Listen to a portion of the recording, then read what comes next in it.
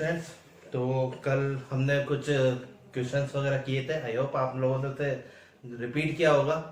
ठीक है, आज हम क्योंकि हमारा आईडी कंपाउंड थोड़ा खत्म होने वाला है, मुझे एक टॉपिक बताना था। ये मुझे पहले ही बता देना चाहिए था, लेकिन ठीक है चलो मैं अभी आपको बताता हूँ, क्योंकि जनरली आप लोग जानते भी हो, 10th क्लास में पढ़ते भी हो आप ही।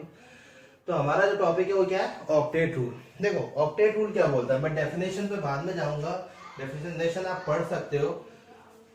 ऑक्टेट रूल क्या होता है, मैंने स्टार्टिंग में आपसे कहा था कि जितने भी एटम्स है, अगर मैं इनर्ट गैस को छोड़ दूं तो जितने भी एटम्स है दे आर अनस्टेबल, वो अनस्टेबल होते हैं। अब अनस्टेबल होते हैं तो क्या चाहते हैं, स्टेबल होना चाहते हैं। अब हमारे पूरे पेरियोडिक टेबल में हम क्या देखते हैं, हमारे इनर्ट गैस जैसा स्टेबल कॉन्फ़िगरेशन कोई नहीं है।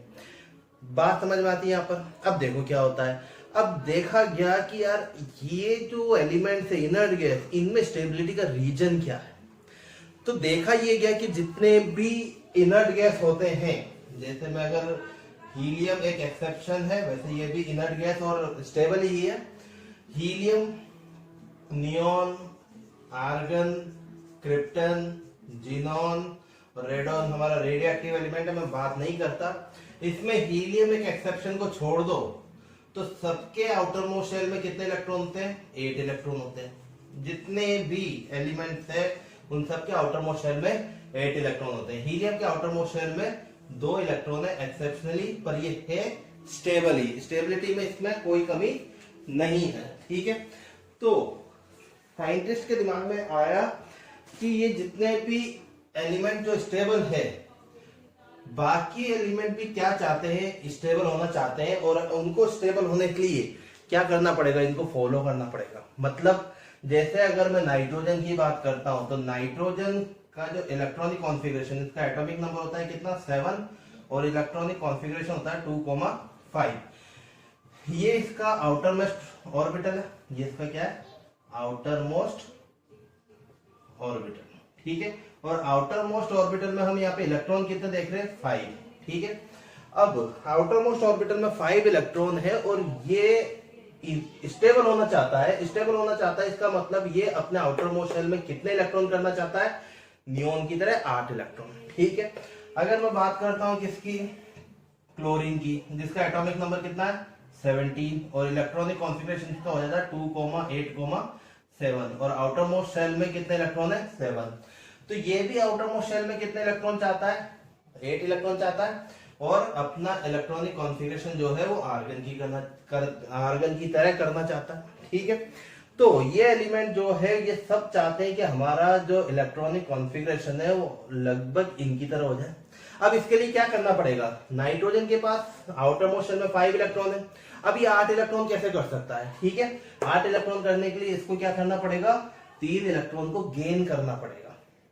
क्या करना पड़ेगा, गेन करना पड़ेगा। ठीक है, अब देखो a rule stating that atom lose gain, यहाँ पे क्या आ रहा है, गेन आ रहा है, एटम लूज गेन और share electron in order to have a full valence shell of 8 electron. 8 electron करने के लिए एटम क्या करता है, या तो इलेक्ट्रॉन को लूज करेगा या गेन करेगा या फिर शेयर करेगा, और अपना आउटर मोस्ट शेल में 8 इलेक्ट्रॉन कर लेगा, और इससे उसकी स्टेबिलिटी इंक्रीज होती है। जैसे क्लोरीन को 1 इलेक्ट्रॉन गेन करना है, तब ये क्या हो जाएगा, इसका इलेक्ट्रॉनिक कॉन्फ़िगरेशन 2,8,8, ये भी स्टेबल हो जाएगा। सोडियम की बात करते हैं, सोडियम का एटॉमिक नंबर 11 होता है, इलेक्ट्रॉनिक कॉन्फ़िगरेशन का 2,8,1 होता है।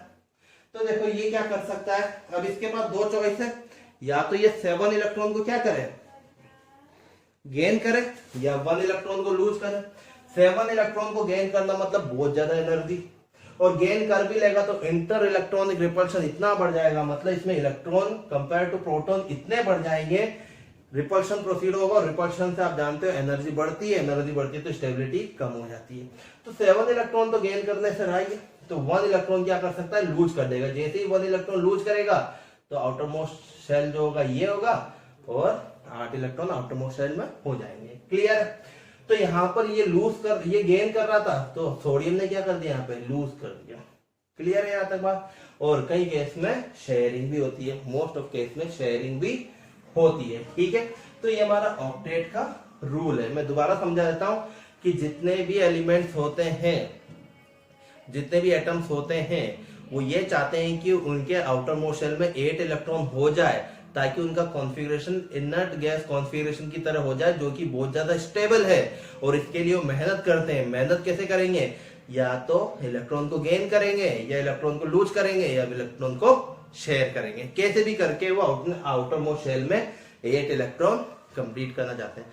यूनिवर्सल ट्रूथ नहीं है, एक्सेप्शन हर जगह प्रेजेंट होता है। हम एक्सेप्शन देखेंगे पर बाद में, पहले देखेंगे इसको फॉलो करने वाले एटम कौन कौन से हैं, मॉलिक्यूल कौन कौन से हैं। ठीक है, तो हम यहाँ पे क्या देखते हैं, हमारे यहाँ पे एक एक्सेप्शन भी है, हाइड्रोजन। हाइड्रोजन कभी भी ऑक्टेट कंप्लीट नहीं कर सकता, हाइड्रोजन कंप्लीट करता है डुप्लेट, क्योंकि हाइड्रोजन के नियरेस्ट इनर्ट गैस कौन सा? हीलियम। आफ्टर वो भी तो क्या है, एक इनर्ट गैस ही है। तो हाइड्रोजन क्या चाहता है? हाइड्रोजन के पास 1 इलेक्ट्रॉन है, वो 8 इलेक्ट्रॉन ना करके 2 इलेक्ट्रॉन करना चाहता है, ताकि वो हीलियम जैसा कॉन्फ़िगरेशन को अटेम्प्ट कर दे। ठीक है, तो चलिए हम देखते हैं कि किस तरह से हम इसको कर सकते हैं, समझा सकते हैं। तो देखो, ऑक्टेट का मतलब ही क्या होता है? या तो इलेक्ट्रॉन को लूज करना, या इलेक्ट्रॉन को गेन करना, या शेयर करना। पर कहां से? इलेक्ट्रॉन को लूज कर रहा है तो कहां पे करेगा? किसी को देगा? हवा में तो नहीं उड़ाएगा, हवा में कोई चीजें नहीं होती। ठीक है, वो किसको उससे लेने आएगा इलेक्ट्रॉन, तभी तो लूज करेगा। इलेक्ट्रॉन गेन कर रहा है तब भी उसको सामने कोई एटम चाहिए ताकि उससे इलेक्ट्रॉन को ले सके। इलेक्ट्रॉन शेयर कर रहा है तो शेयरिंग में तो एक पार्टनर होना जरूरी है। ठीक है, तो तीनों ही केस में एटम किसी और एटम के साथ ये प्रोसीजर स्टार्ट करता है। अब दूसरा एटम के साथ ये प्रोसीजर स्टार्ट करता है तो यहां पर उन एटम के बीच में पार्टनरशिप हो जाती है, वो एक दूसरे के ऊपर क्या हो जाते हैं? निर्भर हो जाते हैं और बॉन्ड का फॉर्मेशन करते हैं। मतलब इलेक्ट्रॉन का गेन करने से, शेयर करने से या तो उनके बीच में अट्रैक्शन हो जाएगा या एक बॉन्ड का फॉर्मेशन हो जाएगा। किसी भी तरह वो एक दूसरे के साथ क्या हो जाएंगे? जुड़ जाएंगे। तो एटम कन्वर्ट हो जाते हैं किसके अंदर? मॉलिक्यूल के अंदर। क्लियर है? चलो मैं बात करता हूं सबसे पहले ऑक्टेट रूल के थ्रू जब इलेक्ट्रॉन गेन और लूज और शेयर होते हैं तब क्या बनता है। यहां पर देखो, इलेक्ट्रॉन अगर गेन एंड लूज होते हैं, इलेक्ट्रॉन क्या होता है? अगर गेन हो रहे हैं या लूज हो रहे हैं, तो यहां पर हम बात करते हैं किसकी? आयनिक बॉन्ड की। जब इलेक्ट्रॉन गेन और लूज होते हैं तो आयनिक बॉन्ड का फॉर्मेशन करते हैं। और अगर इलेक्ट्रॉन शेयर होते हैं तो ऑब्वियसली किसका फॉर्मेशन करेंगे? यहां पर कोवैलेंट बॉन्ड का फॉर्मेशन करेंगे। कोवैलेंट बॉन्ड का फॉर्मेशन करेंगे। क्लियर है यहां तक बात? इलेक्ट्रॉन गेन और लूज होते हैं तो आयनिक बॉन्ड, इलेक्ट्रॉन शेयर होते हैं तो कोवैलेंट बॉन्ड। ठीक है, ये बात कोई बड़ी मुश्किल वाली बात नहीं है, ये बात आपको समझ में आ गई होगी। ठीक है, तो हम देखें, सबसे पहले हम देखते हैं इलेक्ट्रॉन गेन और लूज के थ्रू क्या होता है। ठीक है, आयनिक बॉन्ड बनेगा तो कैसे बनेगा? ठीक है, तो हमारा बेस्ट एग्जांपल किसका? NaCl से स्टार्ट करते हैं। ठीक है, तो देखो सोडियम का जो इलेक्ट्रॉनिक कॉन्फ़िगरेशन था वो क्या था? 1s2 2s2 2p6 3s1। ठीक है, ये सोडियम है। एटॉमिक नंबर इसका कितना है? 11। ठीक है, अब देखो क्या होता है इसमें। अगर मैं इसका कॉन्फ़िगरेशन में इसकी एटॉमिक स्ट्रक्चर बनाने की कोशिश करूं तो ये न्यूक्लियस 1s मतलब इसका फर्स्ट शेल जिसमें कितने इलेक्ट्रॉन है? 1 और 2 इलेक्ट्रॉन। ठीक है, 2s और 2p। ठीक है, ये दोनों कौन से? सेकंड शेल 2s और 2p। यहाँ पे कितने इलेक्ट्रॉन है? 1 2 3 4 5 6 7 और 8। 2 और 6 8 इलेक्ट्रॉन है। और थर्ड शेल में कितने इलेक्ट्रॉन है? यहाँ पर थर्ड शेल में 1 इलेक्ट्रॉन। ठीक है, अब देखो इसके पास दो चॉइस है, या तो ये 7 इलेक्ट्रॉन को गेन कर ले। 7 इलेक्ट्रॉन को गेन करने के लिए इसको बहुत ज्यादा एनर्जी चाहिए, इजी वर्क नहीं है। 7 इलेक्ट्रॉन को गेन करना मतलब बहुत ज्यादा एक्स्ट्रा एनर्जी की नीड है इसमें। और दूसरा 7 इलेक्ट्रॉन को गेन करना मतलब इतना ज्यादा इलेक्ट्रॉन यहाँ पर फिल हो जाएगा कि इंटर इलेक्ट्रॉनिक रिपल्शन मतलब अंदर वाले इलेक्ट्रॉन और बाहर वाले इलेक्ट्रॉन के बीच में रिपल्शन बहुत ज्यादा हो जाएगा। और इससे क्या होगा? एनर्जी बढ़ेगी और स्टेबिलिटी कम होगी। तो अच्छा चॉइस क्या है? अच्छा चॉइस क्या है यहाँ पर? अच्छा चॉइस ये है कि अपने 1 इलेक्ट्रॉन को हटा दे। ठीक है, तो ये अपने 1 इलेक्ट्रॉन को क्या करेगा? लूज करेगा। जैसे इलेक्ट्रॉन लूज किया, यहाँ पे इसका कॉन्फ़िगरेशन क्या था? 2, 8, 1। जैसे इसने इलेक्ट्रॉन को लूज किया तो अब इसके फर्स्ट शेल में देखो, इलेक्ट्रॉन को जैसे ही लूज किया तो इस पर कौन सा चार्ज आएगा? Positive charge. मैंने आपको समझा रखा है इलेक्ट्रॉन के कंपैरिजन में प्रोटॉन ज्यादा है, इलेक्ट्रॉन लूज कर दिया तो इलेक्ट्रॉन कम हो गए। 10 इलेक्ट्रॉन के कंपैरिजन में 11 प्रोटॉन है। तो अब इसका कॉन्फ़िगरेशन हो जाएगा 1s2 2s2 2p6। तो ये इसका फर्स्ट शेल, कितने इलेक्ट्रॉन है? वही 1 और 2। और सेकंड शेल में अब कितने इलेक्ट्रॉन हो गए? 8। 1 2 3 4 5 6 7 और 8। और ओवरऑल इस पे चार्ज क्या जाएगा? पॉजिटिव। क्लियर? इसका कॉन्फ़िगरेशन जाएगा 2,8। तो देखो आउटर मोस्ट शेल में कितने इलेक्ट्रॉन हो गए? 8 इलेक्ट्रॉन हो गए। और जैसे ही 8 इलेक्ट्रॉन हुए ये क्या हो गया? स्टेबल हो गया। तो आप एक चीज और देख रहे होंगे यहाँ पर कि इलेक्ट्रॉन लूज करने के बाद एटम की साइज क्या हो गई? डिक्रीज हो गई, क्योंकि एक पूरा का पूरा शेल क्या हो गया? हट गया। और एटम की साइज इसके कंपैरिजन में इसकी साइज क्या हो गई? कम हो गई। क्लियर है यहाँ तक बात? तो यहाँ पर सोडियम तो कन्वर्ट हो गया किसमें? सोडियम प्लस में। सोडियम ने अपना इलेक्ट्रॉन किसको दे दिया? सोडियम ने अपना इलेक्ट्रॉन लूज कर दिया और किसमें आ गया? सोडियम प्लस के अंदर, और 1 इलेक्ट्रॉन। क्लोरीन की बात करते हैं। ठीक है, तो देखो क्लोरीन का एटॉमिक नंबर होता है 17। कॉन्फ़िगरेशन होता है इसका कितना? Neon 3s2 3p5। देखो थर्ड शेल पे पहुंच गया और शेल में कितने इलेक्ट्रॉन है? यहाँ पे सबसे आउटर मोस्ट शेल में 5 and 2 7। तो इसको अब एक ही इलेक्ट्रॉन की नीड है, और वो इलेक्ट्रॉन कहां से मिलेगा? इसको यहां से। तो क्लोरीन एक इलेक्ट्रॉन को गेन करता है और किसमें आ जाता है? Cl माइनस में। यहाँ पे इसका कॉन्फ़िगरेशन था 2,8,7 और यहाँ पे इसका कॉन्फ़िगरेशन हो गया 2,8,8। आउटर मोस्ट शेल में कितने इलेक्ट्रॉन हो गए? 8 इलेक्ट्रॉन हो गए। दैट मीन ये स्टेबल हो गया। ठीक है, अब देखो हुआ क्या आयनिक बॉन्ड में। आयनिक बॉन्ड में क्या हुआ? यहाँ पर सोडियम ने हवा में इलेक्ट्रॉन नहीं दिया, सोडियम के सामने कौन आया? क्लोरीन आया। और क्लोरीन की इलेक्ट्रोनेगेटिविटी सोडियम से ज्यादा है। सोडियम से क्लोरीन की इलेक्ट्रोनेगेटिविटी बहुत ज्यादा है, इसलिए ये क्या करता है? शेयर करने में विश्वास नहीं करता, ये छीन लेता है सोडियम से, क्योंकि सोडियम की नेचर कैसी है? इलेक्ट्रॉन देने की, जबकि क्लोरीन की नेचर कैसी है? इलेक्ट्रॉन लेने की। अगर ये दोनों की इलेक्ट्रोनेगेटिविटी सेम होती, सपोज थोड़ी देर के लिए इमेजिन करो कि अगर ये दोनों की इलेक्ट्रोनेगेटिविटी सेम होती तो क्या ये इससे इलेक्ट्रॉन खींच पाता? नहीं खींच पाता। तो वहां पर फिर जरूरत पड़ती है शेयरिंग की, पर यहाँ पे जरूरत नहीं। यहाँ पे दोनों के बीच में लार्ज डिफरेंस है इलेक्ट्रोनेगेटिविटी में। तो क्लोरीन क्या करता है? इलेक्ट्रॉन को छीन लेता है और बेचारा सोडियम कैटायन में कन्वर्ट हो जाता है, क्लोरीन एनायन में। ठीक है, मैं इसको कैसे बना सकता हूं? यहाँ पर मैं इसको बना सकता हूं कैसे? हमारा सोडियम जिसके पास कितना आउटर मोस्ट शेल में कितने इलेक्ट्रॉन थे? इसके पास 1 इलेक्ट्रॉन थे।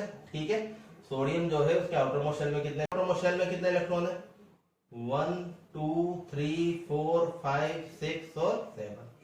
तो ये इलेक्ट्रॉन कहां पे शिफ्ट होगा? क्लोरीन की तरफ, क्योंकि क्लोरीन की इलेक्ट्रोनेगेटिविटी जो होती है, electronegativity of chlorine is greater than electronegativity of sodium.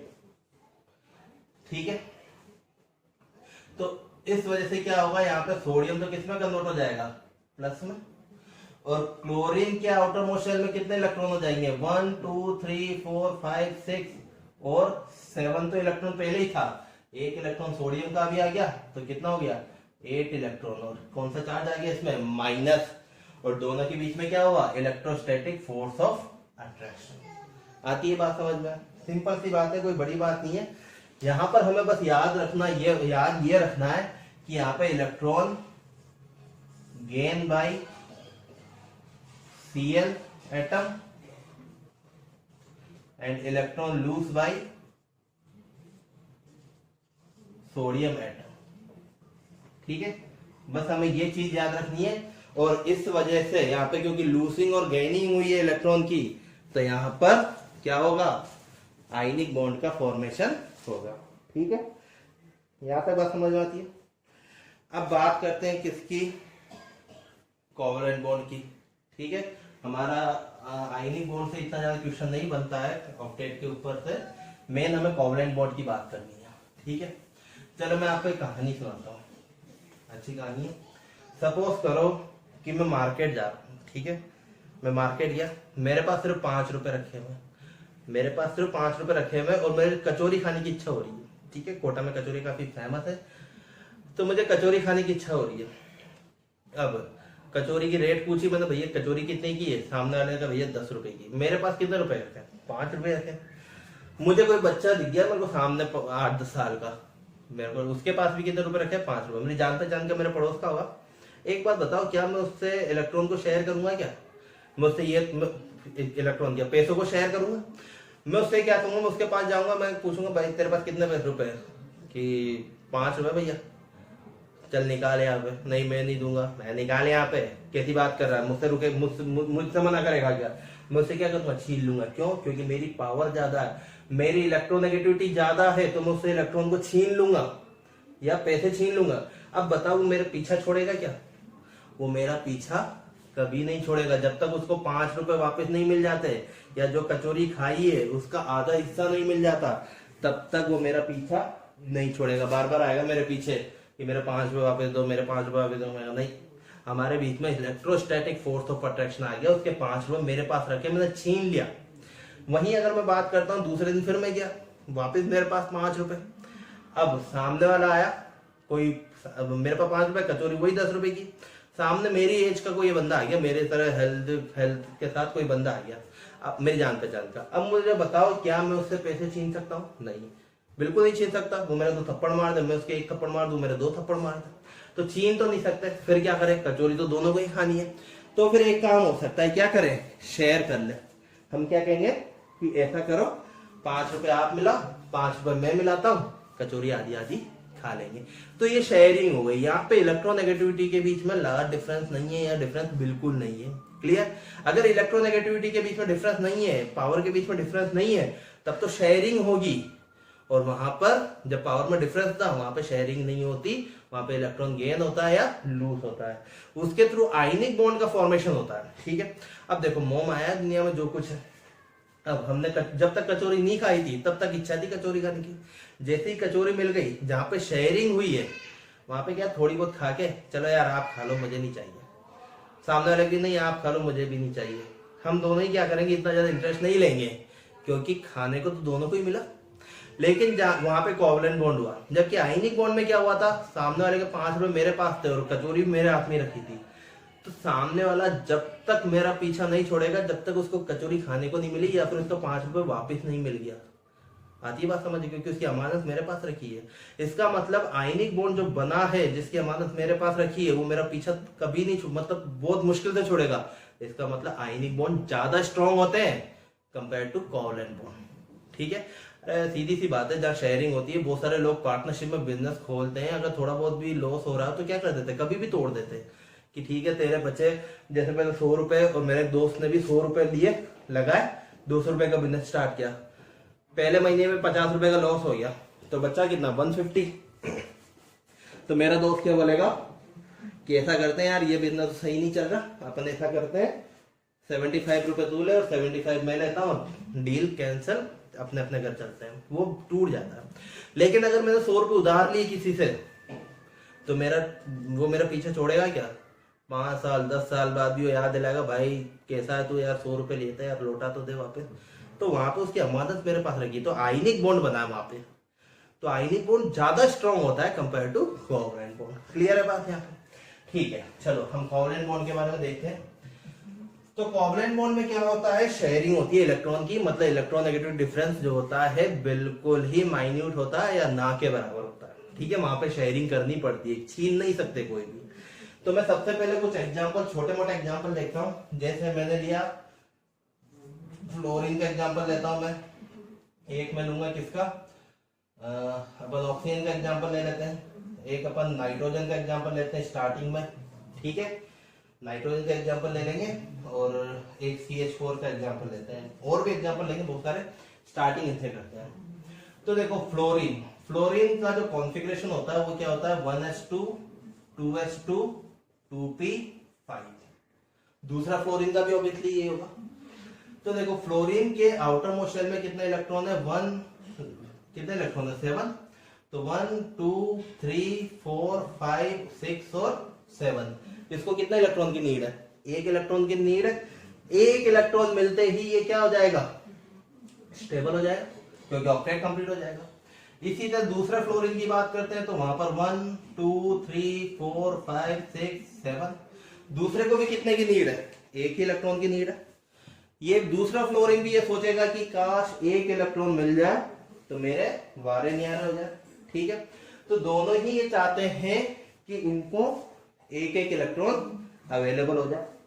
अब ये दोनों आ गए आमने सामने। मुझे बताओ क्या इस फ्लोरीन में हिम्मत है इससे इलेक्ट्रॉन छीनने की?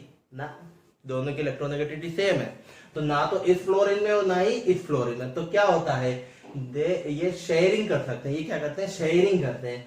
ये कहता है भाई यार थोड़ा एक इलेक्ट्रॉन मुझे दे दे, मैं भी तेरे को दे देता हूँ, थोड़ी देर के लिए शेयर कर लेते हैं एक एक इलेक्ट्रॉन, दोनों का ही ऑक्टेट कंप्लीट हो जाएगा। तो ये 7 इलेक्ट्रॉन तो इसके पास है ही सही, और ये एक इलेक्ट्रॉन यहाँ से क्या करता है, इससे शेयर कर लेता है, ठीक है। इसी तरह ये फ्लोरीन भी के पास भी 7 इलेक्ट्रॉन है, ये इसके इलेक्ट्रॉन को शेयर कर लेता है, तो दोनों के ही क्या हो रहे हैं, ऑक्टेट कंप्लीट हो रहे हैं।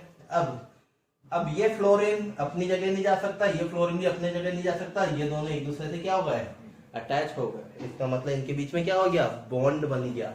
क्लियर है, ठीक है। कितने इलेक्ट्रॉन यूज में है शेयरिंग के? यहां पर अगर मैं बात करता हूं कि total bonding electron, total bonding electron की मैं बात करता हूं तो कितने बॉन्डिंग इलेक्ट्रॉन है, कितने इलेक्ट्रॉन ऐसे जो बॉन्ड में पार्टिसिपेट कर रहे हैं, एक तो ये और एक ये, 2, ठीक है। और ऐसे कितने इलेक्ट्रॉन है जो अकेले हैं, बॉन्डिंग में पार्टिसिपेट नहीं कर रहे हैं, 1 2 3 4 5 6 7 8 9 10 11 12 इलेक्ट्रॉन ऐसे हैं जो बॉन्डिंग में पार्टिसिपेट नहीं कर रहे हैं, ठीक है। अगर मैं इसको पेयर के फॉर्म में बोलूं तो कितने इलेक्ट्रॉन हो जाएंगे, 12 इलेक्ट्रॉन का पेयर मतलब 6 इलेक्ट्रॉन। तो इनको हम बोलते हैं lone pair of electron, lone pair of electron, ठीक है। तो कितने हो जाएंगे लोन पेयर ऑफ इलेक्ट्रॉन, 2 3 और 3 6। तो फ्लोरीन के बारे में अगर पूछा जाए कि फ्लोरीन के पास कितने बॉन्डिंग इलेक्ट्रॉन और कितने लोन पेयर ऑफ इलेक्ट्रॉन है, तो 6 लोन पेयर ऑफ इलेक्ट्रॉन और टोटल बॉन्डिंग इलेक्ट्रॉन कितने, 2। और अगर बॉन्ड पेयर की बात करें, बॉन्ड पेयर, तो बॉन्ड पेयर कितना हो जाएगा, 2 इलेक्ट्रॉन का पेयर कितना बनता है, 1 का, ठीक है। क्लियर है बात। तो फ्लोरीन F2 के बारे में अगर आपसे कोई पूछे कि इसमें टोटल बॉन्डिंग इलेक्ट्रॉन कितने हैं, तो 2 बॉन्डिंग इलेक्ट्रॉन है, total bond pair of electron कितने हैं, 1 है, और total lone pair of electron कितने हैं, 6, और टोटल नॉन बॉन्डेड इलेक्ट्रॉन कितने हैं, तो उसका डबल 12। अब इसमें कितने इलेक्ट्रॉन ने पार्टिसिपेट किया, 2 इलेक्ट्रॉन ने। तो ये जब 2 इलेक्ट्रॉन एक दूसरे के साथ पार्टिसिपेट करते हैं तो एक सिग्मा बॉन्ड का फॉर्मेशन होता है, कितना, एक सिंगल बॉन्ड का फॉर्मेशन होता है। तो फ्लोरीन जो है वो कौन से बॉन्ड का फॉर्मेशन करेगा, सिंगल बॉन्ड का फॉर्मेशन करेगा, जिसको मैं कैसे शो करूंगा, फ्लोरीन फ्लोरीन, और इसके लोन पेयर ऑफ इलेक्ट्रॉन को शो करूंगा, कितने इलेक्ट्रॉन है, 3, इसमें भी कितने हैं, 3। तो ये इसकी एक्चुअल अरेंजमेंट होता है इलेक्ट्रॉनों का। ये सिंगल बॉन्ड है, ये क्या है, सिंगल बॉन्ड, सिंगल बॉन्ड, और साथ में इसमें कितने इलेक्ट्रॉन है, 2 इलेक्ट्रॉन। कितना लोन पेयर ऑफ इलेक्ट्रॉन है, 6 लोन पेयर ऑफ इलेक्ट्रॉन, ठीक है। चलो बात करते हैं ऑक्सीजन की। तो ये ऑक्सीजन, ऑक्सीजन का इलेक्ट्रॉनिक कॉन्फ़िगरेशन क्या होता है, 1s2 2s2 2p4, ठीक है, यही होता है। तो यहां पर आउटर मोस्ट शेल में कितने इलेक्ट्रॉन है, 6, 4 and 2 6, तो 1 2 3 4 5 and 6। दूसरे ऑक्सीजन के पास भी कितने हैं, 6 1 2 3 4 5 and 6। 6 इलेक्ट्रॉन इसके आउटर मोस्ट में है, तो कितने इलेक्ट्रॉन की और नीड है ऑक्टेट कंप्लीट करने के लिए, 6 है, 2 की और जरूरत है। तो किससे लेगा, क्या इससे छीन लेगा, नहीं, सामने भी ऑक्सीजन ही है, तो छीन तो नहीं सकता, तो क्या कर सकता है, शेयर कर सकता है। तो इसने शेयर किया किससे, इससे।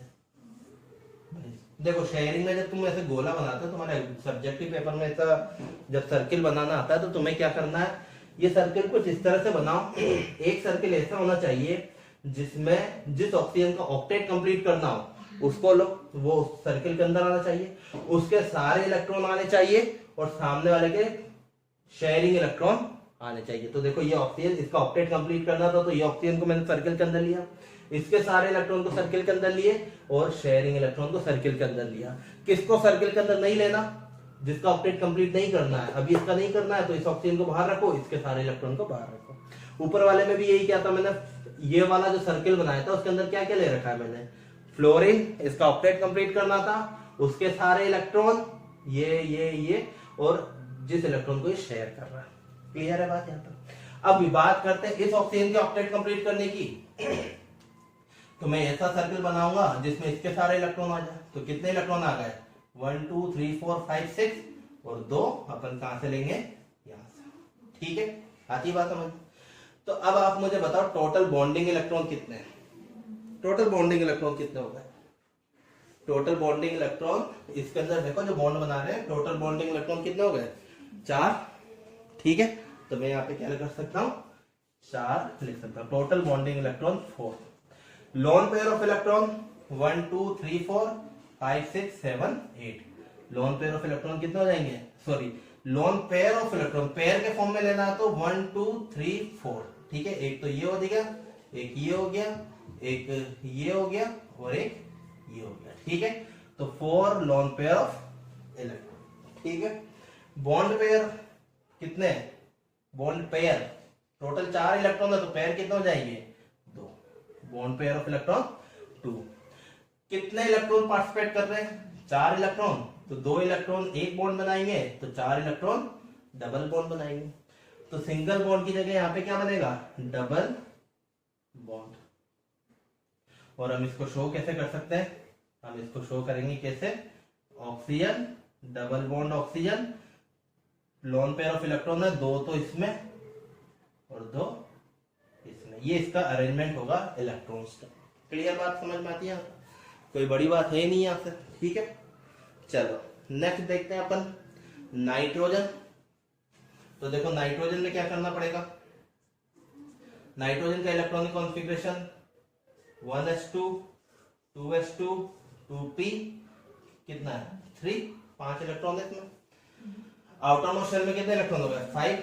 तो बना दो 1 2 3 4 एंड 5। दूसरे नाइट्रोजन के पास 2 नाइट्रोजन एंड 2, तो इधर भी 1 2 3 4 5। कितने इलेक्ट्रॉन की नीड है?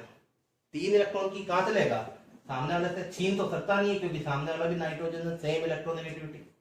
तो ये क्या करेगा? इन इलेक्ट्रॉन को शेयर करेगा। सर्किल के अंदर क्या क्या आना चाहिए? वो वाला एटम जिसका ऑक्टेट कंप्लीट करना हो, मतलब ये वाला नाइट्रोजन, इसके सारे इलेक्ट्रॉन मतलब 5 इलेक्ट्रॉन जो आउटर मोस्ट शेल में 1 2 3 4 5 और शेयरिंग इलेक्ट्रॉन, ये 3 इलेक्ट्रॉन शेयर कर रहा है तो ये सर्किल के अंदर आ जाएगा।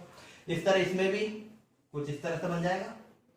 ठीक है, अब चेंज करो यहाँ पे क्या क्या चेंज आ जाएगा? टोटल बॉन्डिंग इलेक्ट्रॉन कितने हो गए? टोटल बॉन्डिंग इलेक्ट्रॉन, बॉन्ड में कितने इलेक्ट्रॉन पार्टिसिपेट कर रहे हैं? 3 तो यहाँ पे और 3 यहाँ पे, मतलब total bonding electron 6। Lone pair of electron एक यहाँ पर और एक यहाँ पर, मतलब 2 लोन पेयर ऑफ इलेक्ट्रॉन है, 2 lone pair of electron. Bond pair of electron 6 तो टोटल बॉन्डिंग इलेक्ट्रॉन था तो उसका आधा पेयर हो जाएगा, कितना जाएंगे? 3।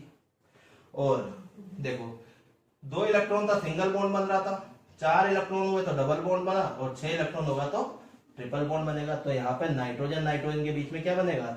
Triple bond. और हम इसको शो कैसे कर सकते हैं? नाइट्रोजन ट्रिपल बॉन्ड नाइट्रोजन, ये एक लोन पेयर और एक ये लोन। क्लियर? यहां तक बात समझ में आती है? ठीक है, सिंपल सी बात है, कोई बहुत बड़ी बात यहाँ पर हो नहीं रही। ठीक है, चलो नेक्स्ट हम देखते हैं CH4। ठीक है,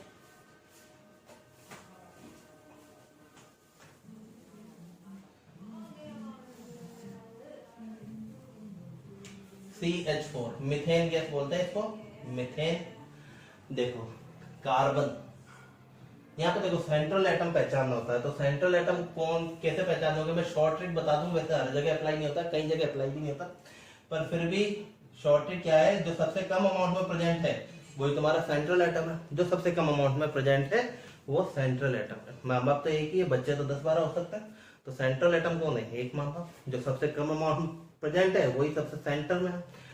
तो कार्बन 1 है, हाइड्रोजन 4 है, तो सेंट्रल एटम कौन है?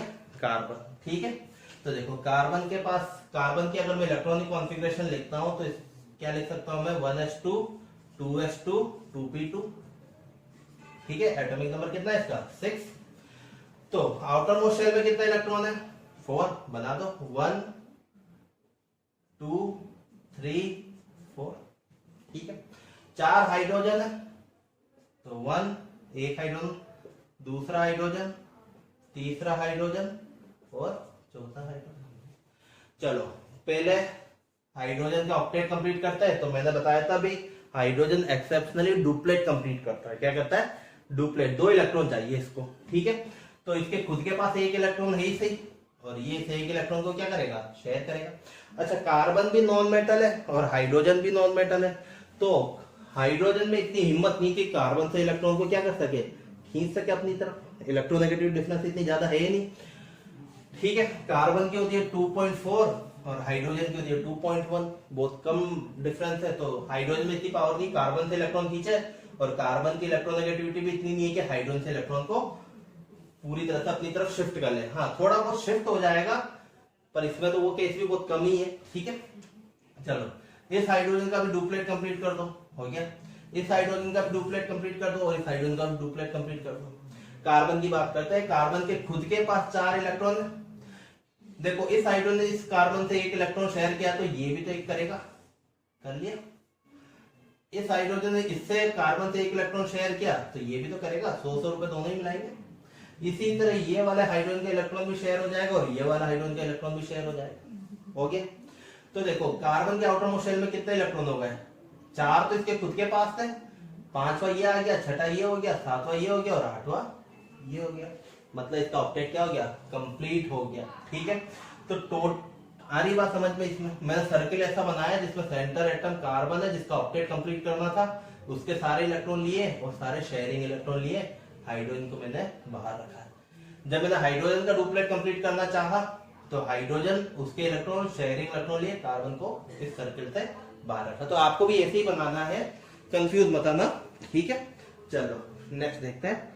तो यहाँ पे टोटल बॉन्डिंग इलेक्ट्रॉन की बात करें तो 1 2 ये बॉन्ड बना रहे हैं, ये भी बॉन्ड बना रहे हैं, ये भी बॉन्ड बना रहे हैं और ये भी बॉन्ड बना रहे हैं।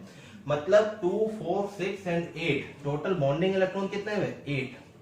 क्या लॉन पेयर ऑफ इलेक्ट्रॉन है क्या ना, लॉन पेयर ऑफ इलेक्ट्रॉन है ही नहीं। यहाँ पर सारे इलेक्ट्रॉन कार्बन के जितने भी इलेक्ट्रॉन थे सब बॉन्डिंग में पार्टिसिपेट कर रहे हैं, और हाइड्रोजन के पास तो वैसे भी एक ही इलेक्ट्रॉन था वो बॉन्डिंग में पार्टिसिपेट कर रहा है, ठीक है। तो यहाँ पे लॉन पेयर ऑफ इलेक्ट्रॉन का अमाउंट कितना होगा 0। बॉन्ड पेयर की बात करते हैं, बॉन्ड पेयर कितने बॉन्ड बना रहे हैं यहाँ पे, तो देखो 8 है, टोटल बॉन्डिंग इलेक्ट्रॉन कितने हैं 8, तो पेयर कितने बनेंगे 4, ठीक है। टोटल बॉन्ड पेयर कितना होगा 4, ठीक है। और बॉन्ड कैसा बना, यहाँ पे भी सिंगल बॉन्ड, यहाँ पे भी सिंगल बॉन्ड, यहाँ पे भी सिंगल बॉन्ड और यहाँ पे भी सिंगल बॉन्ड, तो यहाँ पे बनेगा कैसा सिंगल। क्लियर। स्ट्रक्चर अगर मैं बनाना चाहूं तो स्ट्रक्चर में कैसे बना सकता हूं, यहाँ पर